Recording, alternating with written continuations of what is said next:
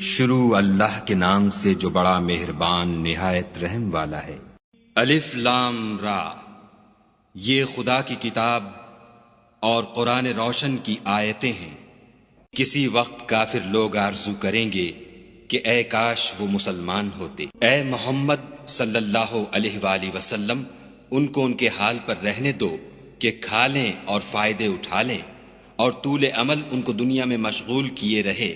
ان قریب ان کو اس کا انجام معلوم ہو جائے گا۔ اور ہم نے کوئی بستی ہلاک نہیں کی مگر اس کا وقت مرقوم و معین تھا۔ کوئی جماعت اپنی مدت وفات سے نہ آگے نکل سکتی ہے نہ پیچھے رہ سکتی ہے۔ اور کفار کہتے ہیں کہ اے شخص جس پر نصیحت کی کتاب نازل ہوئی ہے، تو دیوانہ ہے۔ اگر تو سچا ہے تو ہمارے پاس فرشتوں کو کیوں نہیں لے آتا؟ کہہ دو ہم فرشتوں کو نازل نہیں کیا کرتے مگر حق کے ساتھ، اور اس وقت ان کو مہلت نہیں ملتی۔ بے شک یہ کتاب نصیحت ہم ہی نے اتاری ہے اور ہم ہی اس کے نگہبان ہیں۔ اور ہم نے تم سے پہلے لوگوں میں بھی پیغمبر بھیجے تھے، اور ان کے پاس کوئی پیغمبر نہیں آتا تھا مگر وہ اس کے ساتھ استہزاء کرتے تھے۔ اس طرح ہم اس تکذیب و ضلال کو گناہ گاروں کے دلوں میں داخل کر دیتے ہیں، سو وہ اس پر ایمان نہیں لاتے، اور پہلوں کی روش بھی یہی رہی ہے۔ اور اگر ہم آسمان کا کوئی دروازہ ان پر کھول دیں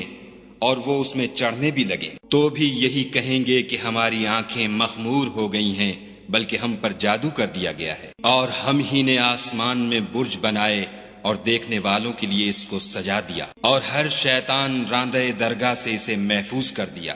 ہاں اگر کوئی چوری سے سننا چاہے تو چمکتا ہوا انگارہ اس کے پیچھے لپکتا ہے۔ اور زمین کو بھی ہم ہی نے پھیلایا اور اس پر پہاڑ بنا کر رکھ دیے، اور اس میں ہر ایک سنجیدہ چیز اگائی۔ اور ہم ہی نے تمہارے لیے اور ان لوگوں کے لیے جن کو تم روزی نہیں دیتے اس میں معاش کے سامان پیدا کیے۔ اور ہمارے ہاں ہر چیز کے خزانے ہیں، اور ہم ان کو بمقدار مناسب اتارتے رہتے ہیں۔ اور ہم ہی ہوائیں چلاتے ہیں جو بادلوں کے پانی سے بھری ہوئی ہوتی ہیں، اور ہم ہی آسمان سے مے برساتے ہیں، اور ہم ہی تم کو اس کا پانی پلاتے ہیں، اور تم تو اس کا خزانہ نہیں رکھتے۔ اور ہم ہی حیات بخشتے اور ہم ہی موت دیتے ہیں، اور ہم ہی سب کے وارث مالک ہیں۔ اور جو لوگ تم میں پہلے گزر چکے ہیں ہم کو معلوم ہیں، اور جو پیچھے آنے والے ہیں وہ بھی ہم کو معلوم ہیں۔ اور تمہارا پروردگار قیامت کے دن ان سب کو جمع کرے گا، وہ بڑا دانا اور خبردار ہے۔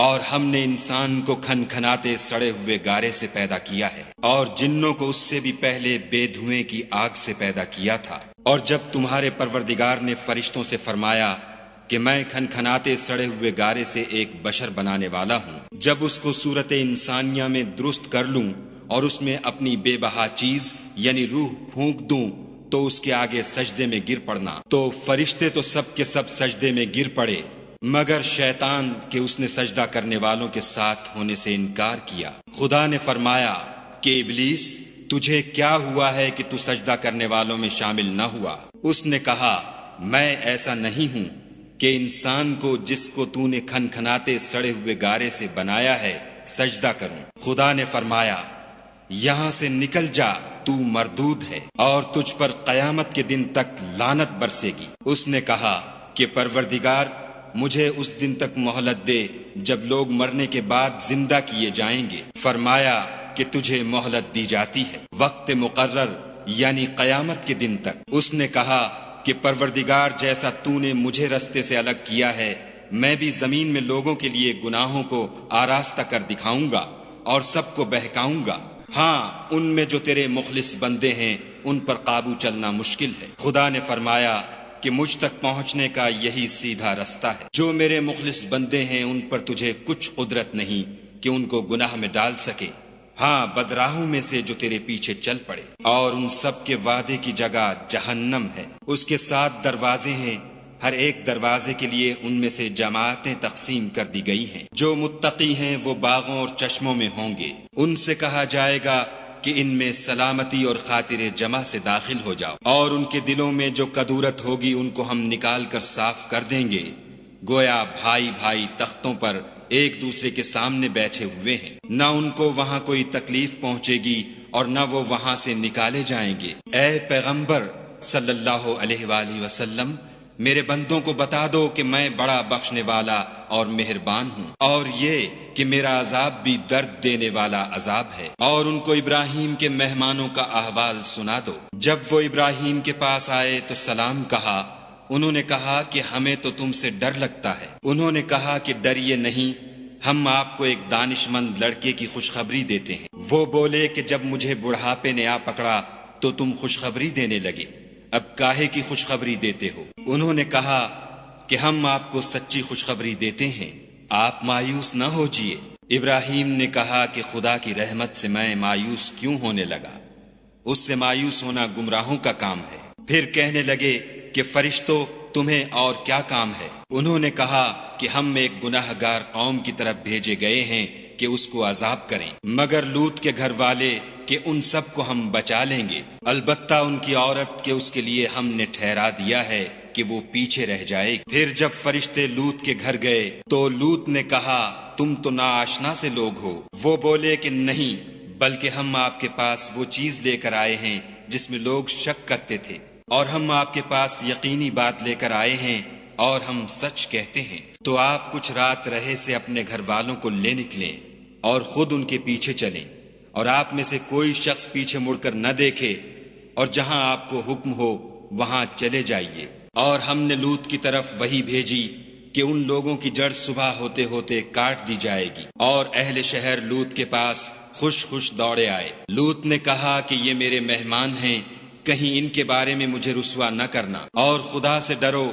اور میری بے آبروئی نہ کیجو۔ وہ بولے کیا ہم نے تم کو سارے جہان کی حمایت و طرفداری سے منع نہیں کیا؟ انہوں نے کہا کہ اگر تمہیں کرنا ہی ہے تو یہ میری قوم کی لڑکیاں ہیں، ان سے شادی کر لو۔ اے محمد صلی اللہ علیہ وآلہ وسلم، تمہاری جان کی قسم وہ اپنی مستی میں مدہوش ہو رہے تھے، سو ان کو سورج نکلتے نکلتے چنگھاڑ نے آ پکڑا، اور ہم نے اس شہر کو الٹ کر نیچے اوپر کر دیا اور ان پر کھنگر کی پتھریاں برسائیں۔ بے شک اس قصے میں اہل فراست کے لیے نشانی ہے، اور وہ شہر اب تک سیدھے رستے پر موجود ہے۔ بے شک اس میں ایمان لانے والوں کے لیے نشانی ہے، اور بن کے رہنے والے یعنی قوم شعیب کے لوگ بھی گناہ گار تھے، تو ہم نے ان سے بھی بدلہ لیا، اور یہ دونوں شہر کھلے رستے پر موجود ہیں۔ اور وادی ہجر کے رہنے والوں نے بھی پیغمبروں کی تکذیب کی، ہم نے ان کو اپنی نشانیاں دیں اور وہ ان سے منہ پھیرتے رہے، اور وہ پہاڑوں کو تراش تراش کر گھر بناتے تھے کہ امن و اطمینان سے رہیں گے، تو چیخ نے ان کو صبح ہوتے ہوتے آ پکڑا، اور جو کام وہ کرتے تھے وہ ان کے کچھ بھی کام نہ آئے۔ اور ہم نے آسمانوں اور زمین کو اور جو مخلوقات ان میں ہے اس کو تدبیر کے ساتھ پیدا کیا ہے، اور قیامت تو ضرور آ کر رہے گی، تو تم ان لوگوں سے اچھی طرح سے درگزر کرو۔ کچھ شک نہیں کہ تمہارا پروردگار ہی سب کچھ پیدا کرنے والا اور جاننے والا ہے۔ اور ہم نے تم کو 7 آیتیں جو نماز میں دہرا کر پڑھی جاتی ہیں، یعنی سورہ الحمد اور عظمت والا قرآن عطا فرمایا ہے، اور ہم نے کفار کی کئی جماعتوں کو جو فوائد دنیاوی سے متمتع کیا ہے، تم ان کی طرف رغبت سے آنکھ اٹھا کر نہ دیکھنا اور نہ ان کے حال پر تعسف کرنا، اور مومنوں سے خاطر اور تواضع سے پیش آنا، اور کہہ دو کہ میں تو اعلانیہ ڈر سنانے والا ہوں، اور ہم ان کفار پر اسی طرح عذاب نازل کریں گے جس طرح ان لوگوں پر نازل کیا جنہوں نے تقسیم کر دیا، یعنی قرآن کو کچھ ماننے اور کچھ نہ ماننے سے ٹکڑے ٹکڑے کر ڈالا۔ تمہارے پروردگار کی قسم ہم ان سے ضرور پرسش کریں گے ان کاموں کی جو وہ کرتے رہے، پس جو حکم تم کو خدا کی طرف سے ملا ہے وہ لوگوں کو سنا دو، اور مشرکوں کا ذرا خیال نہ کرو۔ ہم تمہیں ان لوگوں کے شر سے بچانے کے لیے جو تم سے استہزاء کرتے ہیں کافی ہیں، جو خدا کے ساتھ اور معبود قرار دیتے ہیں، سو ان قریب ان کو ان باتوں کا انجام معلوم ہو جائے گا، اور ہم جانتے ہیں کہ ان کی باتوں سے تمہارا دل تنگ ہوتا ہے، تو تم اپنے پروردگار کی تسبیح کہتے اور اس کی خوبیاں بیان کرتے رہو، اور سجدہ کرنے والوں میں داخل رہو، اور اپنے پروردگار کی عبادت کیے جاؤ یہاں تک کہ تمہاری موت کا وقت آ جائے۔ صدق اللہ العظیم۔